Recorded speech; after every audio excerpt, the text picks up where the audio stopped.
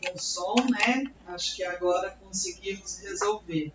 É a primeira vez, né? Então, desculpem aí o transtorno. Vamos lá, começando novamente. Então, bom dia a todos, né, e a todas que estão conosco. Eu sou a professora Ana Paula, atualmente atuando na Secretaria Municipal de Educação, como diretora da Educação Básica. Estamos agora iniciando, então, os trabalhos da manhã.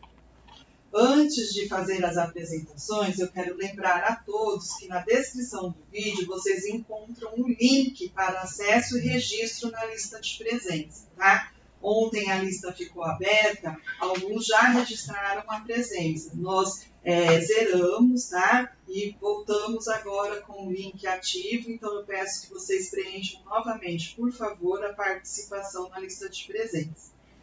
Vou apresentar nesse momento os profissionais da área da saúde que estarão junto conosco para a apresentação do plano de ação para o trabalho integrado entre saúde e educação. Nós temos conosco aqui hoje a Guacira, diretora de Planejamento da Saúde, para a apresentação do histórico e linha do tempo da pandemia. Nós temos a Érica, coordenadora da Vigilância Epidemiológica, para apresentar o plano de ação, né, do trabalho integrado saúde e educação. A doutora Renata, que é pediatra e infectologista da Vigilância Epidemiológica, para apresentar os dados e a situação provocada pela doença. Nós temos a doutora Maria Tereza, coordenadora médica da Atenção Básica, para apresentar as ações do monitoramento da doença.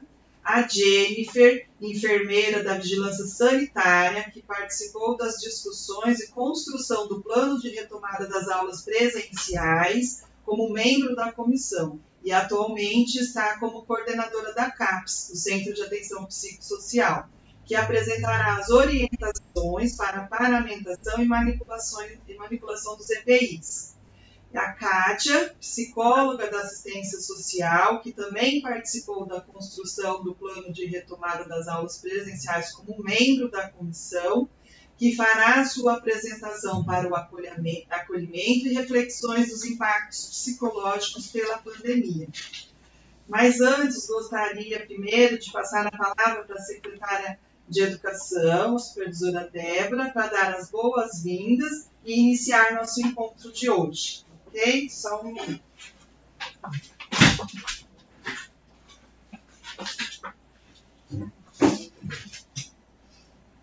Bom dia, pessoal. Desejo que a gente tenha um dia bastante proveitoso e nós estaremos hoje, agora pela manhã, com o grupo que atua no período da manhã e também teremos esse encontro no período da tarde para fazer os esclarecimentos sobre os temas que a Ana já nos informou. Vamos aproveitar, preferencialmente as quartas-feiras, para sempre que tivermos necessidade, estarmos fazendo os processos formativos, né? Esta quarta-feira de hoje estamos atuando com a Secretaria de Saúde, que tem nos apoiado muito e já tenho agora a oportunidade de fazer um agradecimento muito forte a todos os profissionais que colaboraram com o nosso plano de retomada e os profissionais que estão aqui. E quero aproveitar e fazer um agradecimento muito forte pelo quadro do magistério estar topando esse desafio tão difícil desse retorno que muito nos preocupa, mas que todos nós também sabemos da importância de fazê-lo com delicadeza, fazê-lo de uma maneira paulatina, como o nosso plano propôs, fazer de uma maneira branda, com porcentagens. Então, o nosso desejo é um retorno calmo, seguro e que vai de passinho em passinho para que ele aconteça de uma forma que não provoque impacto algum à saúde das pessoas e não provoque impacto algum no sentido mesmo da gente conseguir manter as práticas que a gente já estava conseguindo ter no ano passado com as atividades pedagógicas não presenciais, assim por diante, né? Semana que vem, na quarta-feira, vamos ter uma palestra falando sobre o ensino híbrido. A coordenadora pedagógica, a Patrícia Salvador, que fará essa palestra, então ela vai poder colaborar conosco, porque vem aí uma nova proposta, O ano passado estávamos exclusivamente com as atividades pedagógicas não presenciais e a partir deste ano a gente vai estar entrando com um ensino híbrido, ou seja, atividades pedagógicas não presenciais e presenciais. Então, a gente tem um grande desafio e é por isso que eu peço agora para todos vocês estarem atentos às quartas-feiras, serão momentos importantes para a secretaria, para as escolas e, ao mesmo tempo, digo a vocês, nosso desejo é um retorno monitorado. Não é por acaso que a Secretaria de Saúde constituiu uma equipe para realizar esse monitoramento deste retorno junto às escolas, né? E, ao mesmo tempo, é um retorno que a gente acredita que vai ser bom para a gente restabelecer laços, para a gente voltar a ter aquele contato com as famílias. Então, nesse momento, eu encerro a minha fala. Agradeço em especial a Secretaria de Saúde por ter levado à frente esse período de pandemia com seus profissionais, muitas vezes, nessa linha de fogo que vocês viveram especialmente no ano passado. E agradeço também aos profissionais da educação, que não deixaram a peteca cair. O ano passado foi um ano difícil com as atividades pedagógicas não presenciais, e se reinventando esse profissional o tempo todo, e aí a gente fica bem feliz de estar conseguindo entrar o ano de 2021 com a perspectiva da vacina, Acho que vai ser um ano que tende a ter muito sucesso, inclusive em função da vacina. Obrigada a todas, obrigada a todos que estão aqui conosco neste momento, e sucesso no dia de hoje, gente. Um beijo, até!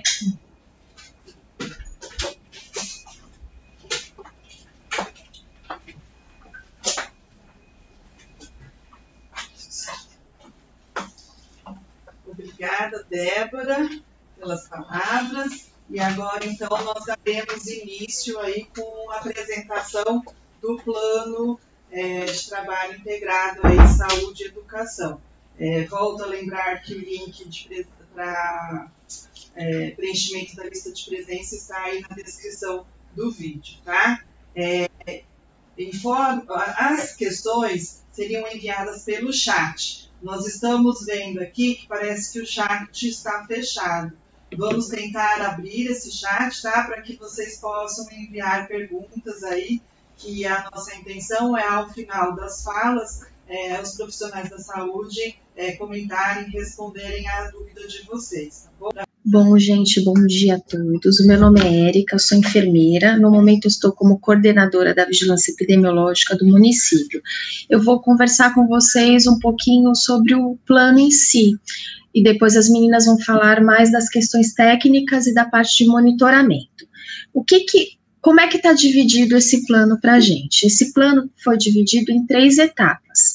A primeira etapa é essa etapa que está acontecendo nesse momento, que é a nossa conversa com vocês, profissionais da educação, sobre como a gente vai atuar depois da abertura das escolas e depois o acompanhamento disso, como vai acontecer. Tá? Então, a gente dividiu essa etapa, que é a primeira etapa, em 3 módulos, no qual o primeiro módulo já ocorreu, foi a nossa conversa com os diretores, está acontecendo esse segundo módulo agora com vocês, a gente vai ter um momento com os pais, e depois a gente vai estar retomando com todos os profissionais da educação, para poder estar dando esse feedback do que foi a nossa conversa com os pais, dos anseios que eles têm, e até para a gente estar fortalecendo vocês, porque vocês vão ter que estar fortalecidos para passar essa segurança para os pais e para os alunos. Então, a gente vai ter esse último encontro aí, que é o 4º módulo que a gente chama. O que eu quero deixar bem claro nesse momento aqui para vocês, que nós da saúde estamos à disposição, estamos trabalhando junto com a educação para que essa retomada das aulas aconteça da forma mais tranquila possível. Então, nós vamos ter uma pessoa que vai ser a porta-voz, né, da saúde, que vai estar em contato direto com a educação, e ela que vai estar à disposição para passar informações, para responder perguntas. Então, a gente vai estar dando suporte para vocês a todo momento, de todos os questionamentos, e também vai dar suporte na questão da coleta dos exames dos profissionais e da coleta dos exames dos alunos nesse primeiro momento. O que a gente vai fazer? Nós vamos montar uma equipe que vai ser a equipe que vai fazer a coleta do exame do SUAB ou o teste rápido, vai depender da fase que essa doença esteja instalada. Vou voltar um pouquinho, vou parar de falar sobre a coleta, vamos conversar na ordem, falar sobre as notificações. Como que a gente vai, vamos lá, a gente começou as aulas, né, acabei de falar do primeiro momento que foi as nossas conversas, início das aulas. Início das aulas, como que vai acontecer a notificação? A notificação, ela pode acontecer por duas formas. Tanto o aluno pode chegar no serviço de saúde com sintomas, e aí ele vai ser notificado. Nós vamos criar um campo que, na verdade, já criamos, né, vai começar agora a funcionar essa nova ficha, que neste campo vai estar especificando qual, se for aluno, se for, né, se for na faixa etária de aluno, o profissional que está fazendo a notificação vai perguntar em que escola essa criança estuda. E também vamos criar um campo para se professor, em que escola que dá aula.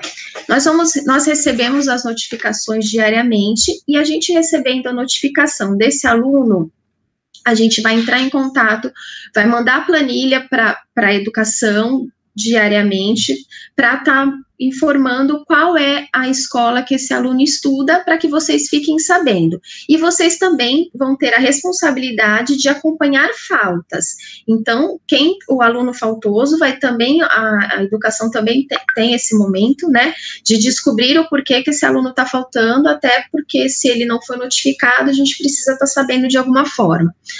Vai ter um outro jeito de se notificar esse aluno. O aluno não procurou o atendimento médico, ele foi para a escola e ele está com febre. Vai ter uma sala, e toda a escola vai ter que ter uma sala, e nessa sala verificou que esse aluno está com febre, ou ele falou que está com sintoma, alguma coisa do gênero, essa criança vai ser direcionada para essa sala, e aí vai se comunicar aos pais para que eles venham retirar a criança. Nesse momento, o profissional da escola vai preencher um link que a gente vai disponibilizar para vocês, e nesse link vão ter as informações básicas que a gente precisa para preencher a notificação, e aí a gente vai saber por vocês que esse aluno é um aluno suspeito, e a partir daí a gente vai fazer um monitoramento. Notificação feita, aluno em casa. Monitoramento, como vai ser realizado? O monitoramento vai ser realizado no Lamário. A Ana Paula daqui a pouco vai falar um pouquinho mais sobre o monitoramento. As equipes estão divididas lá no monitoramento por bairros, então, dependendo do bairro que essa criança morar, ela vai ser monitorada por um profissional específico. E aí, no final do dia, a gente junta essas informações para mandar por planilha para vocês. O que é importante vocês saberem? Quando iniciou, né, quando foram os primeiros sintomas, e qual que é a data que a gente prevê que vai ser a data de retorno desses alunos para a escola. E aí a gente vai estar mandando para vocês a planilha, a gente vai estar monitorando diariamente esse aluno, e a gente também, os professores também vai ser da mesma forma, e durante esse período vai haver a coleta de exame. Vamos supor que essa pessoa procurou o atendimento médico e ela está entre o 3º e o 7º dia. Então, ela já vai coletar o SUAB ali. Ela foi na UPA, ela já vai coletar o SUAB ali. Não, eu estou no 2º dia de sintoma. Então, a equipe vai na casa para fazer a coleta do exame. que tipo de exame que a gente vai fazer? Nesse primeiro momento, a gente vai fazer o exame do Adolfo Lutz, porque tem demorado em média 3 dias para chegar o resultado, é o mesmo tempo que tem demorado o particular, mais ou menos. Se por acaso a gente perceber que esse exame está demorando muito para sair o resultado, aí a gente vai procurar uma alternativa de coleta de exame do serviço particular, para que esse resultado saia mais rápido, para que isso dos professores, não dos alunos, só dos professores, para que, se caso negativo, vocês consigam retornar antes ao trabalho e não cause tanto transtorno para a Secretaria de Educação. Eu acho que é isso. Então, assim, o plano é simples, ele foi elaborado de uma forma que atenda principalmente aos professores, para a gente fez uma forma para tranquilizá-los, então estamos deixando um profissional à disposição da Secretaria de Educação para ser essa ponte entre saúde e educação, então essa pessoa vai estar disponível para responder perguntas, para acalmar vocês em todos os sentidos. Vamos ter a equipe que vai fazer a coleta do SUAB, então vai contemplar a vocês, professores, aos alunos nesse primeiro momento, e a gente está trabalhando de forma intersetorial, de um jeito que vocês estejam junto com a gente, saúde e educação, para que as coisas aconteçam da melhor forma possível. É claro que tem as angústias, a gente sabe, a gente também passou por essa experiência na área da saúde, mas, assim, a gente conseguiu, e vocês hoje têm um apoio, que somos nós, da saúde, então eu gostaria que vocês ficassem tranquilos. Hoje a gente já tem a questão da vacinação, nós, profissionais de saúde, já tomamos a primeira dose, vamos iniciar a segunda dose amanhã, na primeira equipe, né, que foi a UP e o SAMU, que tomaram a primeira dose, já vai iniciar a segunda dose amanhã. Então, hoje a gente já tem um outro cenário, diferente do que a gente tinha lá no começo, que não se sabia como tratar o Covid, não tinha perspectiva de vacina. Hoje a gente já tem um cenário diferenciado, já temos, né, algumas direções com relação ao tratamento, já temos a questão da vacinação, então já daqui a pouco já teremos uma imunidade de rebanho, né, vocês ainda não vacinados, mas uma parte da população vacinada, então o que quer dizer que esse vírus vai circular menos, então é isso que a gente chama de imunidade de rebanho, acho que a Renata vai falar um pouquinho sobre isso também. E é isso, eu vim mais para explicar para vocês como é simples o plano, mas ele vai ser resolutivo, ele vai atender a vocês, e para dizer que nós estamos aqui trabalhando juntos, e que qualquer coisa que for acontecendo, nós estamos juntos aqui para resolver, tá?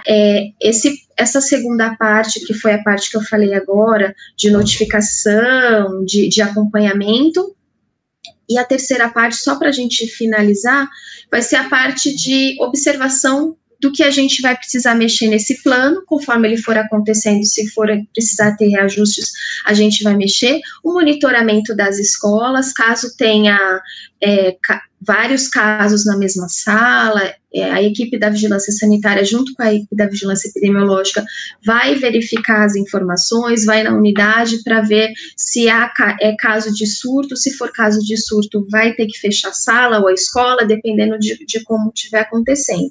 Então, essas são as etapas, estamos no primeiro momento da nossa conversa, segunda etapa é início das aulas, e terceira etapa é a avaliação do plano, e é a avaliação e diagnóstico das escolas, né?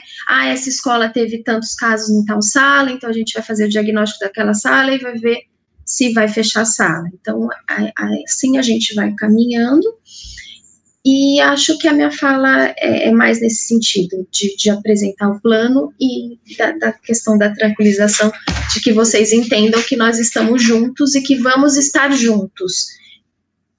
Acho que... Obrigada a todos, vou chamar a doutora Renata para ela falar das questões epidemiológicas. Obrigada, Érica. Agora, então, nós vamos aguardar a doutora Renata. Como eu disse a vocês, nós estamos usando um único aparelho, né, para melhorar aí o áudio. A doutora Renata vai fazer a apresentação dela. Tem a apresentação por slide também, tá, que já está aqui preparada.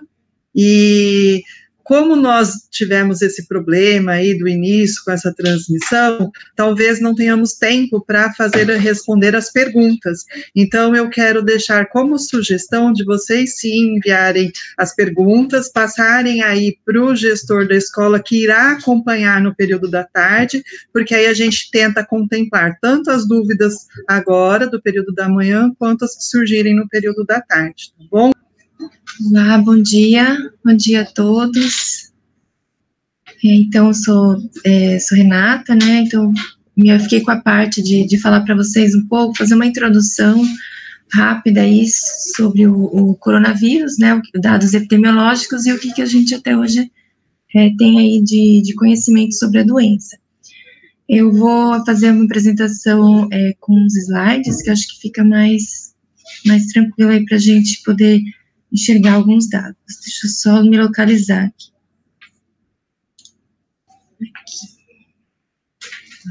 Compartilhar, né?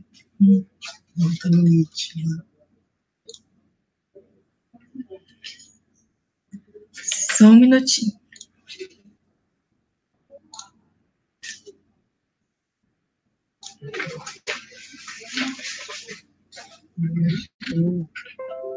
Acho que foi. Estão conseguindo ver a minha apresentação? Acho que deu, né? Eu só não sei fazer a apresentação da tela inteira. Apareceu? Apareceu? Então, tá bom. Então, vamos lá. Tá ok? Tá ok. Estão me dando ok aqui, que dá para ver, né? Então, eu programei a agenda para falar um pouquinho, né? Então, a linha do tempo, um pouco da epidemiologia, introdução sobre o COVID, manifestações clínicas, formas de prevenção e algumas perspectivas futuras. Então, a gente trouxe aqui mais para a gente contextualizar, né? Então, quando começou tudo isso, né, lá na China, na província de Hubei, em dezembro de 2019, quando a gente não fazia nem ideia do que a gente ia passar, né, de como ia ser o nosso ano. Já em 26 de fevereiro, a gente já teve um primeiro caso confirmado aqui no Brasil, e 11 de março a OMS caracterizou a Covid-19 como pandemia. Aqui em Peruíbe, o primeiro caso confirmado foi em 18 de março, e no dia 20 de março o Brasil já declarou a transmissão comunitária, né, em todo o território nacional.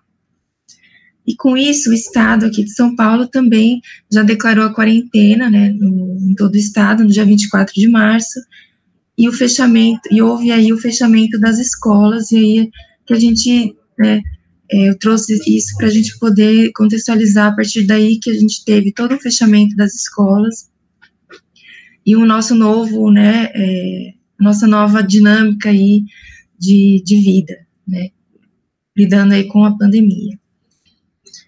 Eu trouxe aqui alguns dados epidemiológicos, são dados que foram retirados da internet, né, então são dados do coronavírus no mundo, né, então já são mais de 106 milhões aí de casos, com 59.754.000 recuperados, e no mundo a gente tem 2.341.000 mortes, tá? No Brasil, a gente também teve esses dados atualizados aí de ontem, né, que a gente também tem 9.599.000 casos de coronavírus confirmados, com 233.520 óbitos. Aqui em Peruíbe, né, isso eu trago um boletim aqui da prefeitura, né, de Peruíbe, com 3.257 casos e 75 óbitos, tá? Eu trouxe um pouco, assim, da distribuição da faixa etária aqui dos casos confirmados aqui de Peruíbe, Mas, na verdade, ele não é muito diferente do que acontece com os dados aí do Brasil e do mundo, né? A gente concentra os nossos casos na região da faixa etária adulta. Casos em crianças e adolescentes são bem menos, a gente tem bem menos casos confirmados, né, em crianças e adolescentes. Inclusive, casos graves também a gente acaba concentrando na faixa etária dos mais velhos, né. Bom, Covid-19, o que é? Covid-19, então, a gente sabe que é uma doença infecciosa respiratória aguda. Ele tem uma característica de ser altamente contagioso, né, e potencialmente grave. O Covid-19 é a doença, né, é a doença que foi denominada assim, Covid-19. E quem que causa a doença, né, então é o SARS-CoV-2, que ele é um vírus, que ele é da família Coronaviridae. Ele tem esse nome justamente por causa da estrutura viral que ele apresenta, né, com essas proteínas spikes aqui, que dão esse aspecto de coroa, por isso que se dá esse nome de corona, né, vírus. Pelo seu esquema, né, da estrutura viral, e é ele que é o agente etiológico. O que a gente sabe até hoje, né? Então, o SARS-CoV-2, ele é um vírus que ele penetra no organismo humano através, né, de nariz, bocas e olhos. Aí, depois que ele penetra, ele vai se ligar a algumas células do trato respiratório através de receptores. São receptores que a gente conhece como as proteínas ECA2, né, que são enzimas conversores de angiotensina. São essas proteínas que ele vai se ligar, e aí, depois disso, ele acaba entrando aí no organismo. Alguma das teorias porque as crianças, né, acabam se contaminando até menos do que os adultos, é porque as crianças teriam menos receptores dessa proteína aí, da enzima conversora da angiotensina, né. Por isso que elas acabariam, então, tendo menos doença e também transmitindo menos. Ele é um vírus contagioso, acaba sendo até mais contagioso que a influenza, mas menos que o sarampo ou varicela, né? Então, sem as medidas de proteção que hoje a gente tem, um paciente pode infectar de 3 a 4 outras pessoas, né? Então, comparando com a influenza, que pode infectar de 1,5 e o sarampo de 15, né? Eu trouxe assim mais para exemplificar. Então, sem as medidas de proteção, é isso que a gente acaba vendo, né, que um vírus pode aí infectar.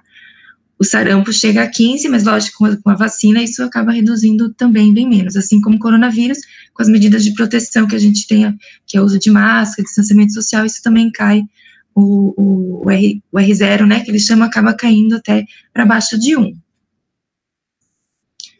A letalidade do coronavírus, então, ele acaba sendo maior nos idosos e em pacientes que têm algumas doenças crônicas que estão descompensadas. A taxa de letalidade, a partir de 70 anos, acaba sendo maior, né, do que a média, pode chegar até 3 a 4 vezes maior. E com relação ao tempo de isolamento respiratório, quanto tempo que hoje é indicado que o paciente deve ficar em isolamento? Então, esse tempo seria de 10 dias, né, no mínimo, mais um dia assintomático, ou seja, sem nenhum outro sintoma respiratório. E como que ele transmite, né? Então, a transmissão do coronavírus acaba acontecendo por gotículas respiratórias, né? Então, através do espirro, tosse, o catarro, as gotículas de fala, né? E aí o contato com alguma região de superfície já que esteja contaminado, né, com essas gotículas, ou contato físico com alguma outra pessoa que esteja infectada. As manifestações clínicas. Então, essas que eu trago aqui são as principais manifestações clínicas que um paciente pode apresentar, né? Então, tosse, pode ser seca ou com secreção, o paciente pode apresentar febre, dor de garganta, e dificuldade para respirar. Então, o paciente pode apresentar 2 ou mais sintomas desses, e lógico que a gente sabe que tem alguns pacientes que são assintomáticos, né? Outros possíveis sintomas seriam esse mal-estar geral, congestão nasal, coriza, dores no corpo, e o que a gente sabe também seria a alteração no paladar e olfato, né, que a gente chama de anosmia e ageusia, que pode ser um dos primeiros sintomas, ou pode vir depois, né, junto com os outros sintomas aí que eu já apresentei. Então, é um conjunto de sintomas, né, que o paciente pode apresentar. Como é que a gente tem hoje na literatura o Covid-19 nas crianças? Então, o que a gente, ao contrário do que se pensava no início da pandemia, que as crianças podiam ser super disseminadoras, como ocorre com algumas outras doenças respiratórias, como é o caso, por exemplo, da gripe, né, e alguns outros vírus, o próprio vírus essencial respiratório, a gente sabe que alguns outros vírus a criança acaba sendo mais disseminadora, né, do que o próprio adulto. No Covid, o que a gente tem visto é que as crianças acabam se infectando menos, até 2 a 5 vezes menos do que os adultos, e isso acaba também, como consequência, transmitindo menos do que o adulto, né. O risco, então, de infecção, como a gente viu, acaba sendo aumentando com a idade. E aí, a transmissão, a gente tem visto que também tem sido menor, né? A criança acaba pegando a infecção de algum adulto. O quadro clínico das crianças, então, tendem a ser mais leves, né? Na grande maioria das vezes são leves e assintomáticos. Pode acontecer, lógico, casos graves, mas uma ocorrência rara, né, de casos graves. Esse dado que observou aqui no Brasil, que as crianças de 0 a 19 anos, elas têm um índice, um total de morte aí de menos de 1%, né, associado à doença, e aproximadamente 2% dos totais de admissões hospitalares são atribuídos a essa faixa etária, né, isso no mundo inteiro.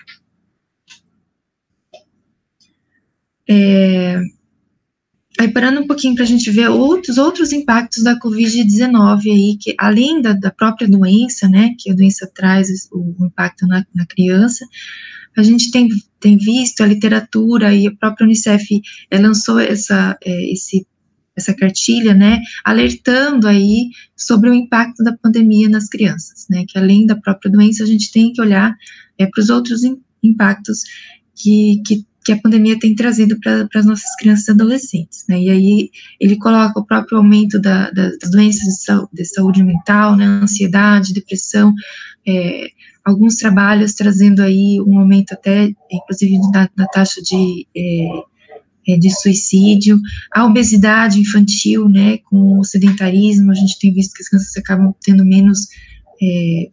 realizando menos atividades físicas, né, a alimentação acaba sendo pior, né, estando em casa, mas, por outro lado, a gente também tem os índices de desnutrição, né, a pobreza, com todos os impactos aí econômicos também que traz a própria Covid, né, e os impactos no próprio neurodesenvolvimento, né, que com o fechamento das escolas, muitas crianças acabam evadindo, né, também da escola, e isso acaba trazendo também um atraso aí no desenvolvimento da criança, que é tão importante aí, que a escola também tem esse papel bem importante aí no desenvolvimento.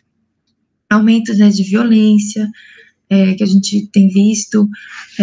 O outro aspecto que é bem preocupante é com relação à cobertura vacinal, a vacinação atrasada, muitos pais com medo de levar as crianças na unidade de saúde, acaba, né, postergando essa vacinação, então é uma coisa que a gente tem que resgatar, né, a evasão escolar que eu já comentei, a própria desigualdade social, né, que a gente tem, que isso acaba aumentando, o impacto trouxe um aumento da desigualdade social, e a falta de acesso às condições e condições sanitárias aí adequadas até para o combate aí da pandemia.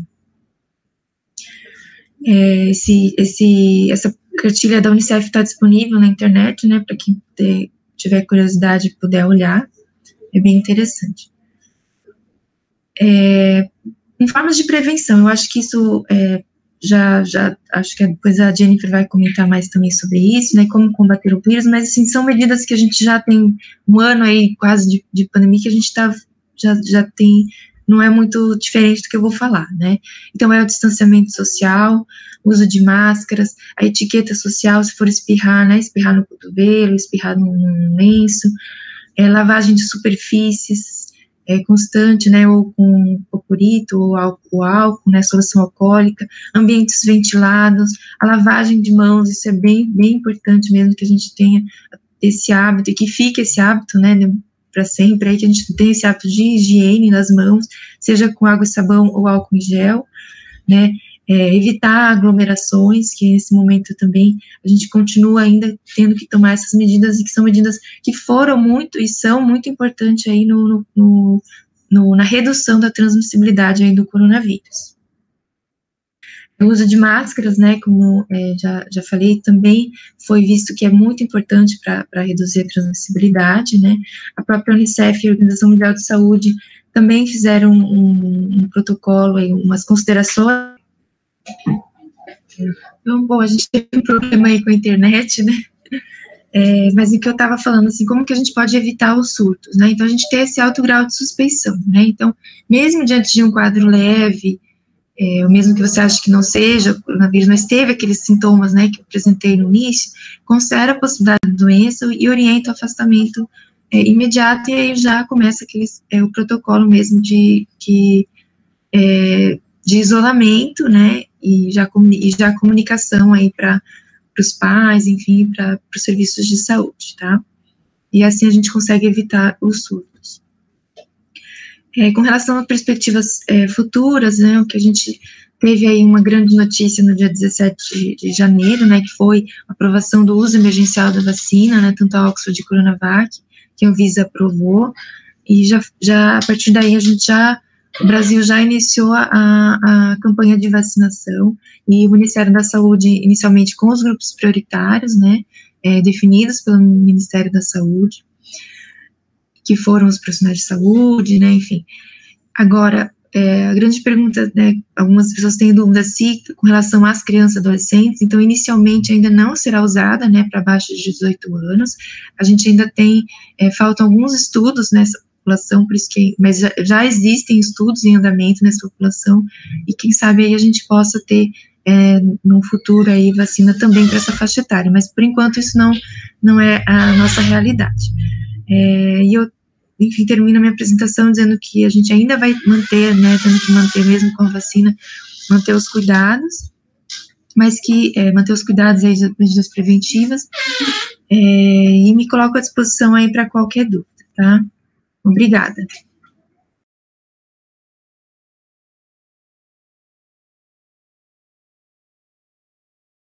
Bom dia a todos, vocês estão me ouvindo? Tá. Então, o slide eles estão me vendo também? Já está no slide lá? Já estão me vendo, né? Então, para quem não me conhece, eu sou a Ana Paula, eu sou a diretora do Departamento de Atenção Básica do município. Vou falar rapidamente sobre a nossa rede, tá? A rede é composta hoje por 12 unidades de saúde da família, são 16 equipes de PSF. A gente abriu recentemente 2 equipes no Ribamar, que era uma UBS tradicional, hoje trabalha com a estratégia de saúde da família, e o centro também, que temporariamente está funcionando no mesmo espaço do AME, mas que futuramente vai ter uma sede própria ali naquele complexo próximo da maternidade da Secretaria de Saúde. Em relação às equipes, a gente trabalha com um território definido, então cada equipe de PSF é responsável por um território, com endereços, bairros, enfim, e respeitando também o que é preconizado pelo Ministério da Saúde, cada equipe é responsável por até 4.000 pessoas, então por isso que a gente tem que redistribuir o território para poder oferecer um serviço de maior qualidade, e dentro dessa realidade a gente tem aí as famílias que a gente acompanha, né, então tem as crianças, tem os idosos, né, tem os adultos, tem as gestantes, as puérperas e tudo mais. Hoje o monitoramento dos casos suspeitos de Covid, eles são feitos também pelas equipes de PSF. A gente inicialmente recebe essas notificações, elas se concentram no primeiro momento lá no Lamário, onde também o departamento está sediado nesse momento. É feito o primeiro contato, né, com o paciente, é orientado a manter o isolamento familiar também, né? Então, o paciente ele fica isolado e também é feita a orientação de isolamento da família que reside com ele, tá? Unidades de saúde que são mais remotas, né? Estão em áreas, assim, perirurais também, como é o caso da Vila Peruíbe, da unidade do Guaraú e também parte do Nova Itariri. Ali as equipes depois elas conseguem acompanhar com mais tranquilidade, não precisam ficar monitorando direto do lamário, até porque eles estão muito mais próximos dessas regiões, tá? Mas o primeiro contato ele continua sendo feito lá conosco no lamário. Qualquer dificuldade que exista, a gente também está ali junto, né, para poder acompanhar, sanar dúvidas também e reforçar as orientações. Todas as outras equipes, elas acabam sendo monitoradas também e mantendo o monitoramento lá conosco. O monitoramento ideal é feito, primeiramente, por contato telefônico. Quando a gente não consegue fazer esse contato por telefone, a gente aciona os agentes comunitários de saúde. Então, o agente de saúde daquela região onde o caso suspeito, ou até mesmo confirmado já, ele se encontra, ainda continua com sintomas, o agente de saúde ele vai se não consegue um contato telefônico, ele vai nesses endereços. Obviamente que a gente tem que ter o cuidado de manter também o isolamento, enfim. Então, a abordagem a essa família, a abordagem a esse caso suspeito, ela é feita em ambiente principalmente peridomiciliar. Então, é feita a busca ativa, saber como que a pessoa está, se ela está bem, se ela está apresentando agravamento dos sintomas, ou se os sintomas estão se tornando mais brandos. E caso haja manutenção desses sintomas, dure mais do que a gente espera, enfim, é feito já uma ponte com a própria equipe dessa área para que esse paciente ele seja avaliado pelo médico e pelo enfermeiro da unidade. Então, se houver qualquer tipo de intercorrência, a orientação se não for um caso moderado a grave, é que ele seja encaminhado, ele é referenciado de imediato para uma avaliação médica na próxima unidade, na unidade de saúde do território em que ele reside, tá? Se for preciso ampliar exames, ou se realmente tiver com sintomas moderados a graves, aí a orientação de fato é ir para a UPA. Lá tem uma área de atendimento específico para os casos de Covid, então lá ele vai fazer exames, né, enfim, mais específicos, raio-x, coleta de exame de laboratorial do momento, enfim. Mas aquela questão de avaliação realmente de caso a caso, tá? Então vão ter casos que a unidade básica ela vai avaliar, vai ser feito o atendimento lá, e vão ter casos que eles vão ter que ser referenciados para nossa referência de casos moderados a graves, que no momento acontece na UPA, tá? Em relação às fichas de notificação, acho que a Erika já falou, né? Na verdade, a gente tem criado um campo para que, no momento da notificação, que ela pode ser feita em qualquer lugar, pode ser feita na UPA, ela pode ser feita numa unidade básica de saúde, de repente uma notificação de um caso suspeito, que pode acontecer até ser feita na escola, né, porque vocês vão estar também em contato com essas famílias. Então, chegando essa notificação, na própria ficha vai ter um campo, para que, se for aluno, se for um escolar, diga onde que essa pessoa estuda. Isso vai facilitar muito a nossa comunicação com vocês, tá? E caso seja professor, né, o caso atue em alguma escola, seja um profissional que atue em alguma escola, também vai ter um campo para informar em que escola ou em que escolas, né, esse profissional atua. Isso também vai facilitar muito o nosso monitoramento e vai facilitar também a comunicação junto com a educação, tá? Porque a gente sabe que tem professores, né, enfim, que acabam dando aula em mais de uma instituição, e a gente também sabe que tem alunos que eles acabam utilizando transporte, seja veículo compartilhado, carro compartilhado, seja van, e que acabam se encontrando com alunos também que vão para outras escolas, né? Então, esses registros para a gente eles são extremamente importantes para que a gente consiga realmente fazer um monitoramento adequado, com qualidade e que dê segurança realmente para todo mundo, tá bom? Então, acho que é basicamente isso da minha parte, né, em relação à atenção básica, mas a gente vai ter...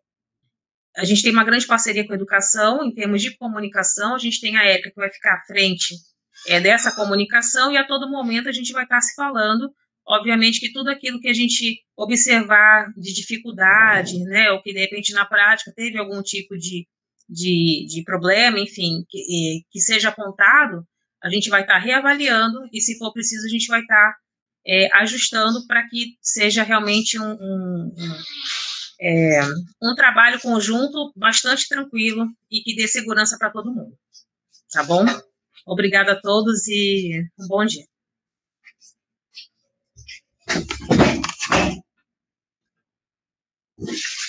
Obrigada, Ana Paula. Nós vamos dar continuidade agora com a apresentação da Jennifer, tá?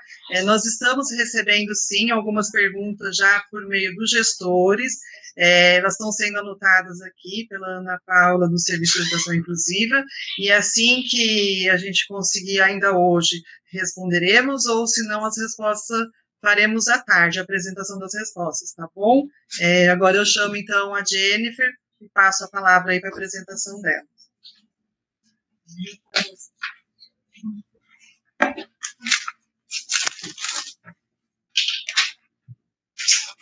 Oi, bom dia, sou Jennifer, enfermeira, autoridade sanitária, mas atualmente estou no CAPS como coordenadora.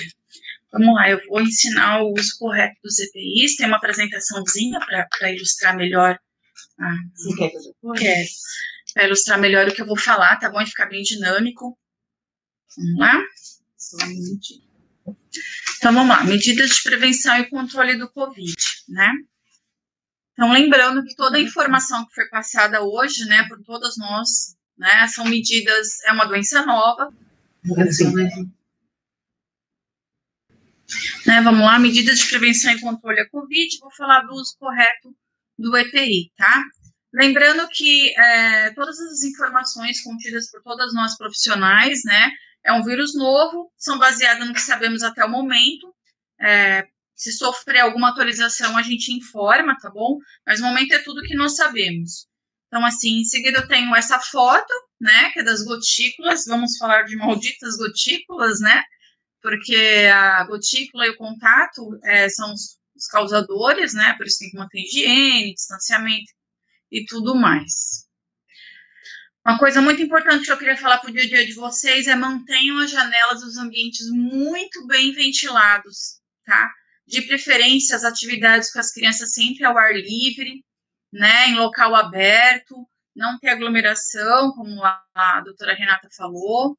Evitar também o compartilhamento de objetos, né? Eu sei que vai ser difícil ensinar isso para as crianças, né, porque a gente empresta tudo, mas que evite compartilhar caneta, prancheta, telefone, tudo, lápis, tudo. E sempre lembrar da distância de 1 metro a 1,5 metro de cada um.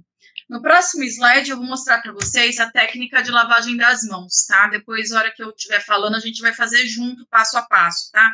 Então, assim, a gente tem que esfregar as mãos, né? Passar o álcool, né? Esfregar uma palma na outra, né? Em cima dos dedos, entre os dedos.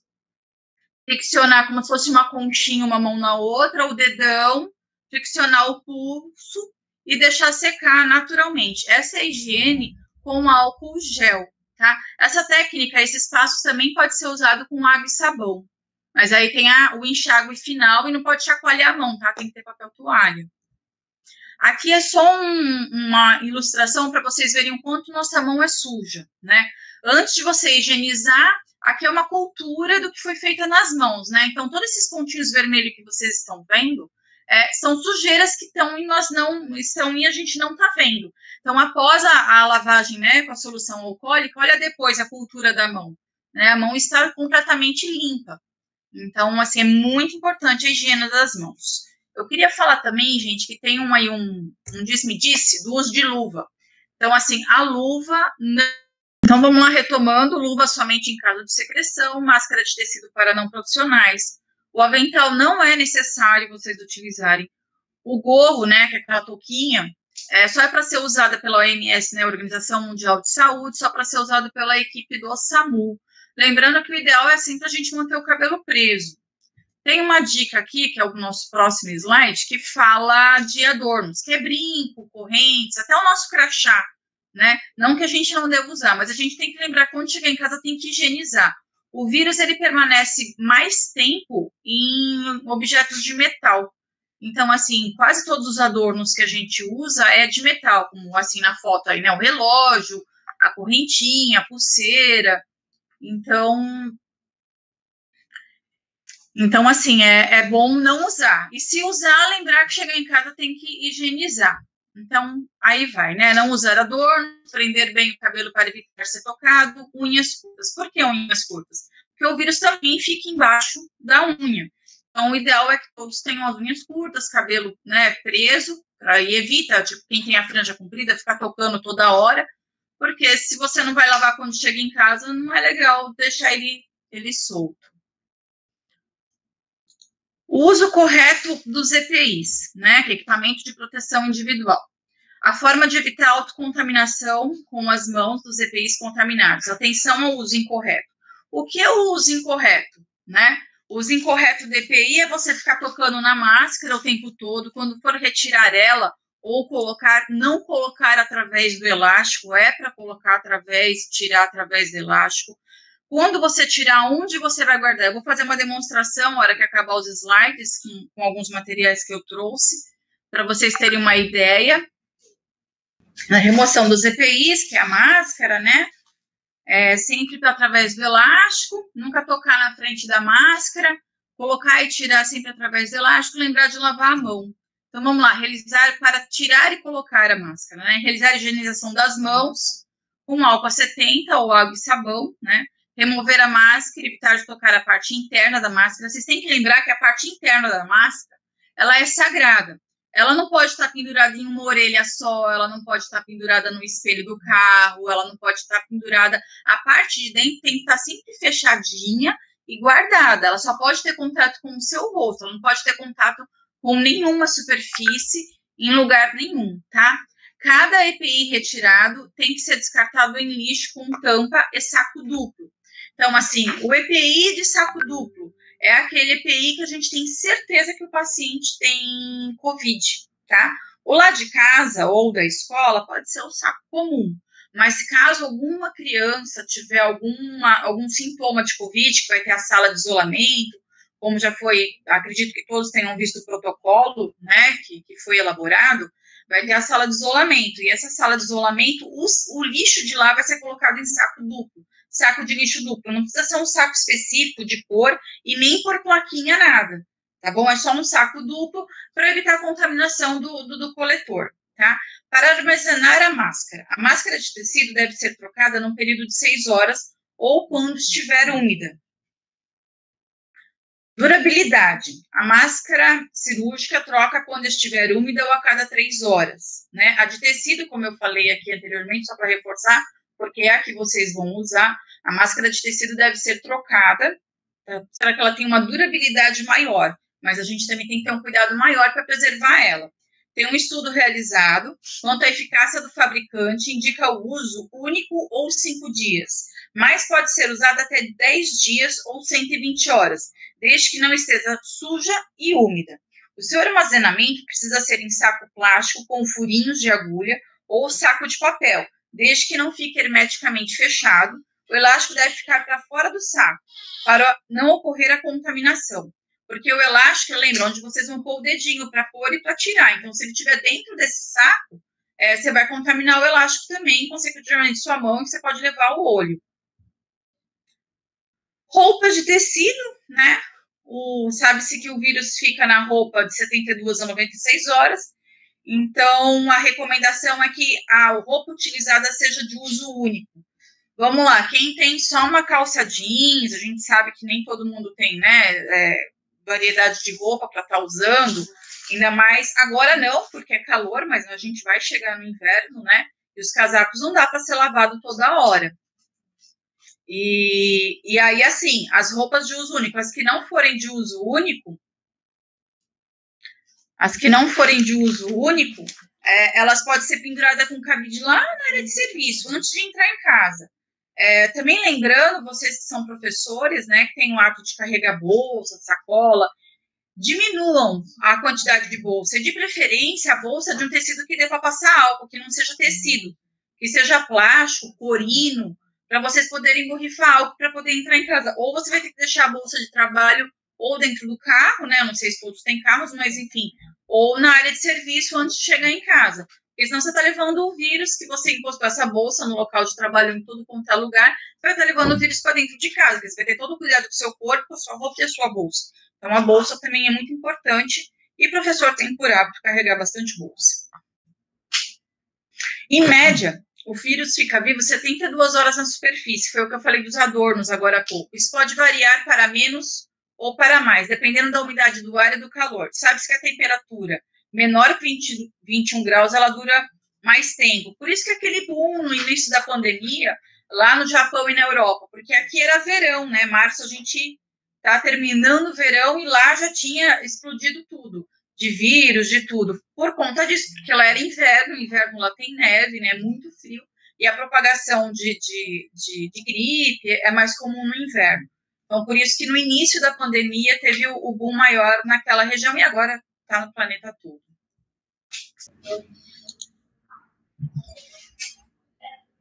Foi? Vamos retomar? Vamos lá, esse quadrinho eu acho ele bem interessante para a gente levar não só nesse período de pandemia, mas para o resto de nossas vidas, né? Então, assim, não toque nada antes de se higienizar, tire os sapatos antes de entrar em casa, higienize as mãos, tire a roupa, coloque-os num saco plástico ou direto na máquina, ou no cesto de roupa suja, na porta de casa. A gente sabe que cada um tem a sua área de serviço, sua casa, ou mora apartamento. A casinha dos seus jeitos vão ter que adaptar de acordo com a realidade de cada um, tá?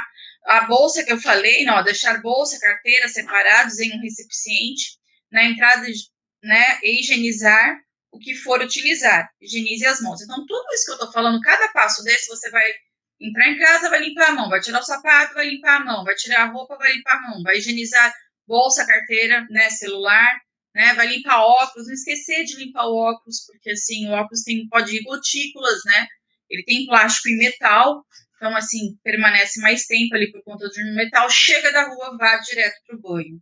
As embalagens dos produtos, antes de guardar, o ideal é borrifar álcool, né, evitar o uso da sacolinha plástica, mas a gente sabe que no início da pandemia a gente não estava usando sacolinha plástica, mas agora tem muitas pessoas usando. O que você pode fazer com a sacolinha plástica é deixar ela do lado de fora, na área de serviço, num balde, assim, por 48 horas, porque acredita que o vírus, né, saia da sacolinha. Não esqueça de higienizar, né, o crachá, a chave, carregador, celular. Sempre, quando chegar em casa, tomar todas essas medidas para não trazer o vírus dentro de casa.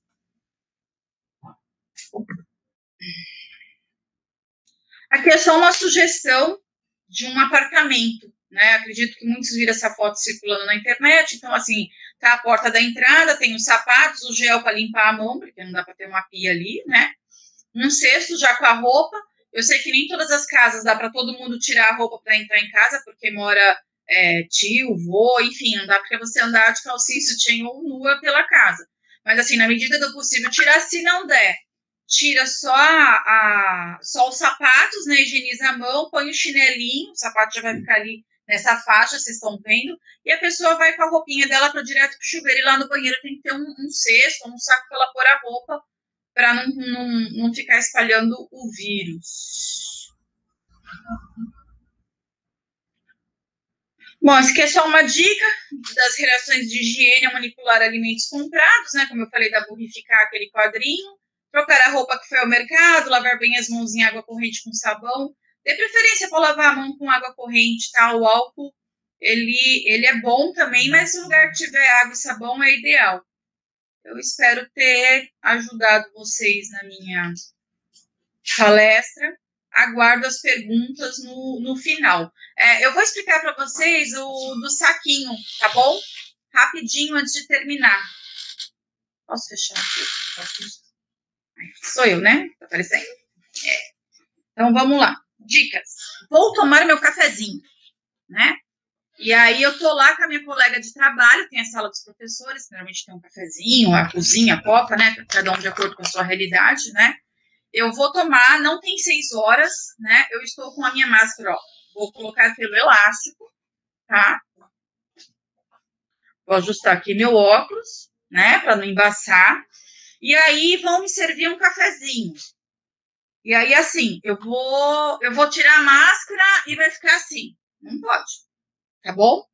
E nem tirar e colocar ela em cima da mesa. Também não pode. Uma dica barata. Um papel, rascunho, tá vendo, ó? Inteiro, tá? Eu vou dobrar ele em 4. Vou cortar a pontinha, tá vendo? E vou colocar a minha máscara. Isso serve também para guardanapo em restaurante. Não prestando atenção. Né? E eu vou deixar isso em cima da mesa. Por quê? Porque essa parte de fora, ela está contaminada. A parte de dentro é sagrada. Ninguém pode tocar. Nem a gente.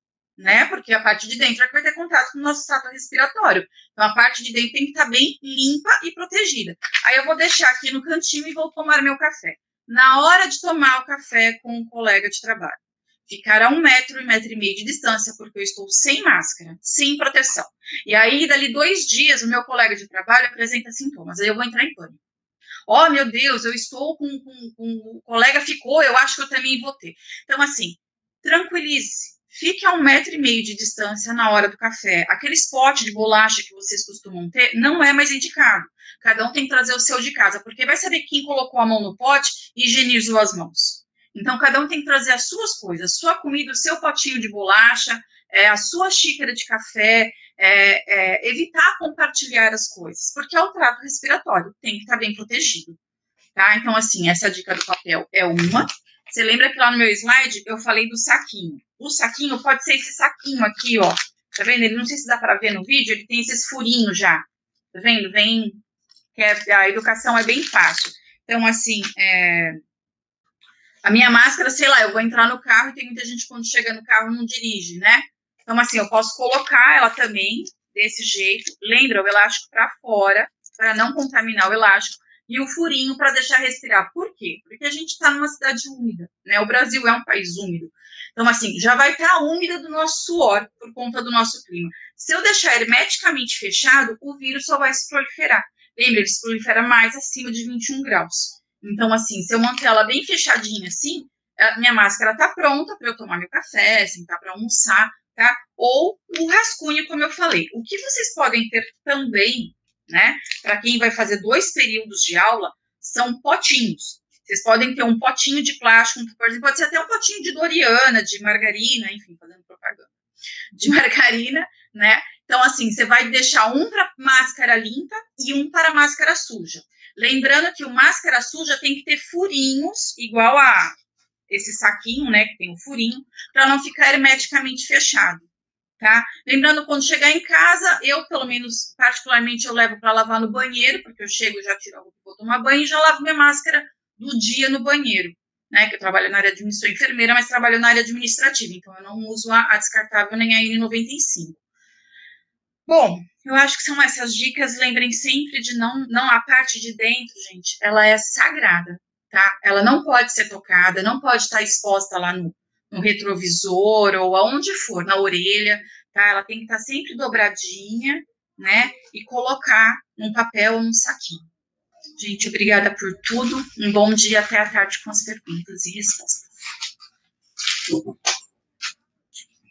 Você parar de fazer isso. Obrigada, Jennifer. Como a Jennifer falou, nós estamos sim recebendo perguntas, né, pelos gestores, estamos anotando e vamos nos organizar para responder à tarde, tá? E aí eu peço para que quem tiver a oportunidade de participar aí nesse momento de esclarecimento das dúvidas, compartilhe com todos posteriormente. Nesse momento eu vou passar a palavra para a psicóloga Kátia, né, para ela fazer a apresentação. Desde já eu deixo meu muito obrigado pela presença e participação da Kátia, e agora fiquem com ela. Oi, gente, bom dia. Preparei uma apresentação, deixa eu colocar aqui para vocês.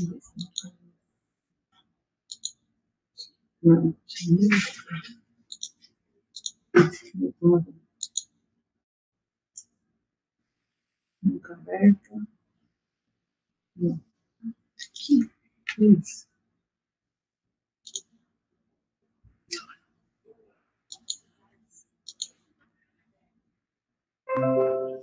Não pode aumentar, tá? Tem que assim.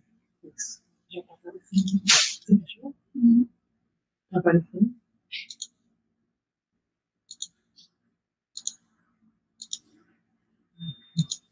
Aqui. Sim. Então, gente, como a Ana falou, eu sou psicóloga, trabalho na prefeitura, na área da assistência social já são 6 anos. Atualmente trabalho no CREAS, que é o Centro de Referência Especializado de Assistência Social, e faço parte dessa comissão, né, que se formou ano passado, aí um empenho muito grande dos profissionais da educação, da saúde, também da assistência social, de pensar, né, como seria aí a retomada das aulas presenciais da maneira mais segura possível, né. E no meio das discussões, né, da comissão, o que eu encontrei que poderia ser uma contribuição, né, minha, seria falar sobre acolhimento, né. Então, em setembro, fim de setembro para outubro, eu elaborei uma pesquisa, talvez muitos de vocês responderam, né, para avaliar a saúde mental do profissional da educação. E aí, em outubro, eu fiz essa palestra, né, para os gestores, né, para os diretores, coordenadores, e a gente achou interessante repetir essa palestra agora para vocês, lógico que com algumas adaptações, porque afinal de contas já se passaram aí 5 meses, então o nosso momento hoje é diferente lá do que a gente estava vivendo em setembro e outubro, ok? Eu trouxe aqui uma definição de acolhimento do dicionário mesmo, né? Lá no Aurélio diz que acolher, né, significa dar acolhida, dar agasalho a, hospedar, receber, atender, dar crédito a, dar ouvidos a, admitir, aceitar, tomar em consideração. Então, guardem esse conceito que mais para frente a gente vai falar mais sobre ele. A doutora Renata fez uma retrospectiva com vocês aí da evolução, né, do vírus no planeta até chegar a gente. Eu fiz essa mesma retrospectiva, só que baseado em imagens, porque são as imagens, as informações que a gente é exposto durante o nosso dia a dia que vão ficando armazenadas no nosso subconsciente. Eu separei algumas imagens aqui que foram as que mais me impactou nesse período aí que já está quase completando 1 ano de pandemia. Então, a gente tem aí a capa da Veja de fevereiro, né, o vírus do medo. E então, em fevereiro, início de fevereiro, a coisa toda estava acontecendo ainda lá na China, lá do outro lado do mundo. Aí, em março, né, essa imagem para mim foi muito impactante, né, os caminhões lá em Bérgamo, na Itália, carregando, né, os corpos dos caixões, porque não tinha onde enterrar. E aí, em abril, né, a gente já tem essa realidade aqui no Brasil, em Manaus, né, as covas coletivas, né, são cenas fortes, né, que a gente às vezes não para refletir sobre elas, né. Pensando aí nos impactos psicológicos, essa não é a primeira pandemia que a humanidade enfrenta, mas sem dúvida ela tem sido única, porque é a pandemia da era que nós estamos vivendo agora, que é a era da informação, da tecnologia, da globalização. Então, a gente vive, né, um bombardeio diariamente aí de muitas informações, muitas informações na internet, na televisão, e infelizmente tem sido informações muitas vezes conflitantes. Tem hora que a gente já não sabe mais em que acreditar, no que pensar, o que é certo, o que é errado, né?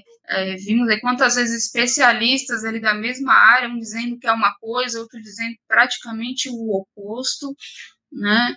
Tudo isso tem um impacto na nossa saúde mental? Sem dúvida. Né? Isso gera confusão, a gente fica sem saber, né? Como isso gera uma insegurança muito grande, né? E aí, atualizando aí as imagens, né, já dando um salto aqui para janeiro e fevereiro, hoje a gente vive essa dualidade, né, essa polarização em relação à vacina. Qual que é a vacina boa, qual que é a ruim, quando vai chegar, quando que não vai, se toma, se não toma, se é verdade, se é mentira. Então, assim, é enlouquecedor, né? No ano passado, eu cheguei a fazer uma pesquisa já de artigos científicos já publicados sobre os impactos psicológicos de quem enfrenta uma pandemia e uma quarentena, tá? Então, os estudos mostram que a quarentena, né, ela é uma experiência desagradável para quem está passando por ela, né, porque ela gera aí toda essa situação de separação dos entes queridos, né? Quantas datas comemorativas a gente passou sem poder tá, com as pessoas que a gente ama, nessa perda da liberdade, uma alteração completa da nossa rotina, incertezas, né, sobre o status da doença. Em setembro e outubro, quando foi preparado esse material, a gente era mais incertezas ainda. Hoje a gente ainda tem uma perspectiva que é da vacina, nessa época a gente não tinha absolutamente nada, né? E essa impossibilidade de fazer planos, né? Não é só a gente se imaginar lá em fevereiro, né, do ano passado, quantos planos tínhamos feito para 2020 que não aconteceram. E aí, em 2021 eu vejo que não é diferente, a gente continua ainda sem poder fazer grandes planos, isso é muito difícil, né? E todo esse cenário gera alguns sentimentos, né? Os predominantes aí que os estudos apontam, de medo, de tristeza, de culpa, né? Culpa aí ligada à contaminação, muito nervosismo, raiva, uma grande ansiedade. E aí, tudo isso pode levar a alguns quadros psicológicos, né? De estresse, depressão, crise de ansiedade, insônia, né? Alterações do apetite, né? Comer a mais ou comer a menos, irritabilidade e um abuso de substâncias elevado, né? Passar a beber mais, a fumar mais, a uso de drogas também ilícitas. Então, isso é que os estudos apontam. E também em relação às crianças, né? Pensando nos nossos alunos, a doutora Renata já falou um pouco, né? As crianças que passam aí a pandemia, enfrentam a quarentena, elas também têm apresentado dificuldade de concentração, também estão irritadas, com medo, inquietas, entediadas, né, com sensação de solidão, né, por conta do isolamento, e também apresentando alterações aí no padrão de sono e de alimentação, né. A doutora Renata falou em relação à violência, eu também destaco isso, até porque lá no CRES, onde eu trabalho, a gente lida diretamente com as situações de violência, né, de violações de direito. A gente ainda não tem isso em números, mas é verdade, é bem significativo nesse período. Houve um aumento de casos de violência contra a criança e adolescente, contra a mulher, contra os idosos, né, até a gente trabalha muito junto com o Conselho Tutelar e com o Judiciário e a gente andou trocando essas informações e é real, né? De fato, houve um aumento aí da violência intrafamiliar. E cá estamos, né? Eu usei essa imagem lá em outubro, né, para os gestores, mas eu mantenho. Estamos aqui trocando a roda do carro com o carro andando, né? A pandemia ainda não acabou, né, vai completar o ano, e estamos aqui, né, trabalhando, pensando em como trocar essa roda com o carro andando. A gente não sabe se e quando esse carro vai voltar a andar com as 4 rodas no chão, né, mas estamos aqui, né, pensando. E aí, só compartilhar com vocês rapidamente o resultado da pesquisa que foi feita com os profissionais da educação. Foi no finzinho de setembro, né, que a gente coletou as respostas pelo Google Forms, foram um total de 466 respostas, tá, que dá mais da metade dos profissionais da educação, então foi um resultado bem significativo. na maioria de professores, também os gestores, a DRJ, os inspetores, secretários de escola, entre outros. E o que as respostas mostraram, né? Que o que vocês estavam sentindo naquele período bate, né, com as pesquisas que eu acabei de apresentar, que os sentimentos e os sintomas aí gerados pela pandemia e pela quarentena são os mesmos já citados, né? Ansiedade, tristeza, dificuldade para dormir, né, alterações do apetite, tudo isso, né, são exatamente o mesmo quadro, né. Tinha uma pergunta específica sobre como vocês avaliavam a experiência do ensino remoto, e a maioria pontuou isso como positivo, né. E em relação ao retorno das atividades presenciais, lembrando que lá em setembro, outubro, a gente estava naquele vai ou não vai, né, a cada 15 dias era soltada uma nota oficial se ia retomar ou se não ia, né, o que gerava em todo mundo, né, nos profissionais também, nas famílias, uma ansiedade muito grande. Então, naquele momento, né, os profissionais que responderam a pesquisa, né, a maioria, aí, 42%, afirmou estar totalmente inseguro diante dessa possibilidade. Era uma escala de 0 a 10, sendo que o 0 era o totalmente inseguro, 42% pontuaram nessa escala, né? Tinha uma pergunta, a última era dissertativa, era uma pergunta aberta, lembrando que as respostas só eu tive acesso, isso não foi compartilhado com a Secretaria da Educação, porque muitos profissionais ali aproveitaram o espaço para falar, para, né, expor mesmo como estava se sentindo diante de tudo isso. E o sentimento, nesse momento, né, setembro, outubro, era realmente de medo completo, de total desespero ao pensar na possibilidade de retomar as atividades presenciais. Hoje, 5 meses depois, eu acredito que teve mudanças nisso, né? Eu não posso afirmar, não posso generalizar, seria necessária uma nova pesquisa, né? A gente não pode afirmar. A leitura que eu faço do contato que eu tenho, né, com as famílias, né, a gente da assistência não parou um dia sequer, e a gente tem muito contato com as famílias, principalmente da periferia. Hoje eu já não vejo o medo como um sentimento predominante. O medo existe, uma série de receios existem, mas eu já vejo, na verdade, um cansaço, né, um cansaço muito grande de toda a situação, né, e as pessoas querendo, na verdade, respostas, né, querendo, na verdade, um fim, algo prático para tudo isso que a gente tá vivendo, né. E o medo, né, só para falar que o medo, ele tem o seu papel, né, na evolução humana. O medo, ele cumpriu um papel aí de nos manter vivos, né? O medo ajuda que a gente preveja algumas situações de risco e se preserve, né? Só que o medo em excesso faz a gente se pôr em risco e pôr as demais pessoas em risco, né? Então, a ausência de medo também é algo preocupante, mas o excesso dele também faz com que a gente adoeça, né? Principalmente psicologicamente. E como combater esse medo, né? Da pesquisa que eu fiz e agora apresento para vocês, né? Como que a gente lida com o medo?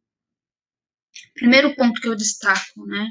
Informação correta, segura e atualizada, que é o que as profissionais da saúde hoje vieram trazer para vocês, no meio desse monte de informação que nós temos, né? Que é isso, que é aquilo, toma isso, toma aquilo, não tal medicamento funciona, tal não funciona, nessa loucura toda, a gente precisa de informações de fontes, né, corretas, seguras e atualizadas, né, como a enfermeira Jennifer falou, é tudo novo, né, então hoje, né, as profissionais da saúde puderam aí trazer as informações, né, que estão aí na crista da onda, e vocês vão ter a oportunidade de tirar as dúvidas com quem, né, é especialista no assunto, que está atualizado aí do que já se tem de consenso sobre, né, a evolução do vírus, etc.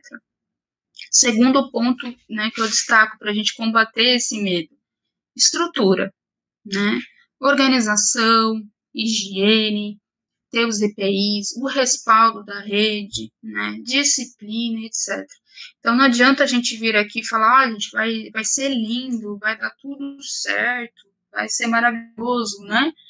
E aí a gente chega nas escolas, não está nada organizado, o ambiente não está preparado, não tem EPIs para as pessoas, se acontecer alguma coisa, ninguém sabe quem que vai, se vai ter um respaldo da saúde ou não, que é o que está sendo, que foi apresentado hoje, né? Então, existe esse respaldo da rede, da Secretaria Municipal da Saúde, já tem os EPIs, as escolas, né, principalmente as comissões nas escolas já estão ali preparando tudo para o retorno, né? Da mesma forma a família, né? Eu chego com meu filho para a escola, eu chego ali, vejo que ninguém está usando máscara, está tudo bagunçado, isso vai gerar um medo, uma insegurança muito grande, na verdade só vai reforçar o medo que todo mundo já carrega. O terceiro ponto seria manter uma boa comunicação, né? Ter esse canal aberto, comunicação, tanto do macro, do micro, né? A gente está sempre trocando as ideias, compartilhando aí as dúvidas, né? Para a gente poder fazer com que isso dê certo, né? Quarto ponto muito importante é a questão do exemplo. Eu tive uma professora na faculdade da disciplina de Psicologia da Educação, que ela dizia assim, que a criança é o maior detector de mentiras já criado, né? E que o educador, por primazia, ele não deveria mentir nunca. Então, não adianta a gente ir lá para as famílias, para os alunos, dar aquela aula sobre o coronavírus, sobre as formas de contaminação, né? Com a máscara no queixo, né? Só um exemplo. Então, assim, não vai colar, né? A gente precisa estar sempre manter a nossa postura do exemplo, né, condizer, né, o que a gente diz, o que a gente faz, né, e a empatia, né, que é uma habilidade socioemocional, que eu sei que vocês viram bastante esse tema, que é nessa capacidade de sair de si, né, o que eu acho, a minha opinião, os meus valores, a forma como eu vivo, como eu fui criada, não é igual a do outro que está ali na minha frente, seja ele um aluno, seja ele um colega, seja ele um responsável familiar, enfim. E a gente, nesse momento, para sair também dessas polaridades, desse conflito, dessa briga toda que a gente tem assistido, a gente às vezes precisa sair do nosso lugar para poder ouvir o outro, entender como é que é a realidade do outro, por que ele está dizendo isso, né? Isso exige um esforço grande aí das nossas habilidades também. E aí eu volto na imagem, né, que eu usei lá no início, do pintor francês, essa mulher segurando um bebê no colo, né, pensando em acolhimento, é justamente isso. Nesse momento, nós somos, ao mesmo tempo, essa mulher que segura e dá colo, e ao mesmo tempo também somos essa criança que chora e que pede. Como assim? Dentro de todos nós tem essa criança que é egoísta, que quer tudo para agora, do imediato, que só pensa nas suas necessidades, que quer tudo agora, e ao mesmo tempo nós somos essa mulher que diz, calma, tá tudo bem, vai dar tudo certo, né? Não tem só você, enfim.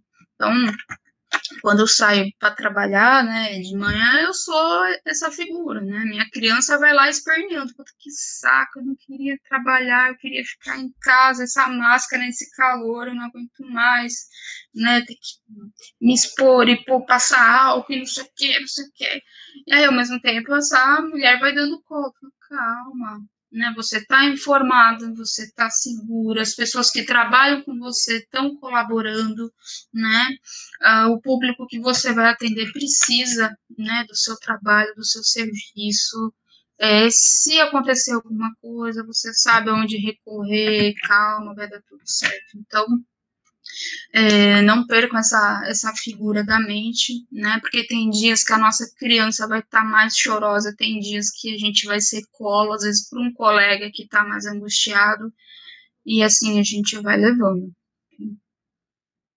Aí, para encerrar, algumas recomendações, né, nessa retomada aí das atividades presenciais. O primeiro ponto que eu destaco é legitime tudo o que aconteceu, Acho que nesse momento o pior caminho seria a gente adotar uma postura de esquece o que passou, né? Esquece 2020, vida que segue, bola para frente. E não, né? Aconteceu muita coisa. Sofremos e sofremos muito. Perdemos pessoas queridas, né? Não dá para a gente fingir que nada aconteceu, né? Isso não é acolhimento, pelo contrário, né? Então, nessa retomada, eu proponho aí coisas semelhantes a rodas de conversa, né? E como que foi esse período para vocês? Pensando no aluno, na família, até mesmo entre os professores, né? Como você sentiu durante esse período? Teve pessoas aí da sua família que adoeceram e até às vezes faleceram? A gente pode ter pessoas aí que estão enfrentando o luto, não é? Como que foi, né? Porque a gente teve várias fases, né, dessa pandemia. Então, legítimo o que aconteceu. Vamos falar sobre o que aconteceu, como foi, como está sendo, na verdade, né? Também nessa retomada, né, escutem a todos, né, mas não se cobrem de ter todas as respostas, porque nós não temos todas as respostas, as soluções, nem todos os colos, né, mas, assim, minimamente quando a gente pensa lá em acolhimento, né, voltando no conceito, é aceitar, é admitir, você não precisa concordar com aquela pessoa, nem fazer com que ela aceite o seu ponto de vista, isso não é acolhimento, né? Escute, procure entender. Mas como é que é isso? Se você não sabe, eu não sei, não precisa ter essa cobrança, né, de ter tudo pronto, porque afinal de contas a gente está vivendo algo que é inédito, né? Essa é difícil, mas aceitem, né? Não sabemos como será. Foi feito aí durante todos esses meses, né, com os protocolos, né, em parceria, educação, saúde, assistência social, pensando nos mínimos detalhes, né, de como vai ser, pensando numa transição aí mais gradual, mais segura possível, mas a gente não sabe como vai ser. A gente pode criar aí 1000 protocolos, mas a realidade, né, sempre sobrepõe a teoria, né? E é mais fácil a gente aceitar como isso vai ser. Tá? E lembre-se, né, tudo, mas tudo mesmo pode ser revisto a qualquer momento. Nós temos, não é só a Peruíbe que está passando por isso, é o mundo inteiro, a gente tem cientistas do mundo inteiro pesquisando essa doença e tudo pode ser revisto mesmo, né, tanto positivamente como negativamente, né, já está até batendo na mesa. Pode ser que algum cientista descubra um medicamento mais eficaz, uma vacina, uma forma de conter o contágio que seja mais eficiente, e pode ser que, Deus o livre, apareça aí uma cepa mutante, super contágio, a gente não sabe, né? E tudo pode ser revisto também, estando no macro, né, como eu estou falando, como no micro. Às vezes na escola de você foi pensado, foi organizado de uma forma. Começam-se aí, né, as aulas, a receber a comunidade, tudo falando, isso aqui não está legal, isso aqui não está funcionando muito bem. A gente pode rever isso, né, a qualquer momento. Porque a gente está, como eu disse, vivendo um momento único, inédito, não existe receita, não existe fórmula mágica, infelizmente. A gente vai ter que pensar em tudo juntos. Né, a educação, né, o foco sempre foi o aluno, né, o aprendizado do aluno, o bem-estar do aluno, porém, nesse momento, né, da retomada, o foco é todo mundo, literalmente todo mundo, né, então se cada um de nós fazer a nossa parte, procurar ter disciplina, né, estar atento e tudo mais, a gente espera que a gente saia dessa situação que já vem se arrastando por muito tempo, o mais rápido possível, ok? Então, essa eram aí as principais mensagens, né, que eu queria passar para vocês hoje, e fico aí também, como as profissionais da saúde, aberta aí para as perguntas no período da tarde. Okay? Obrigada, gente.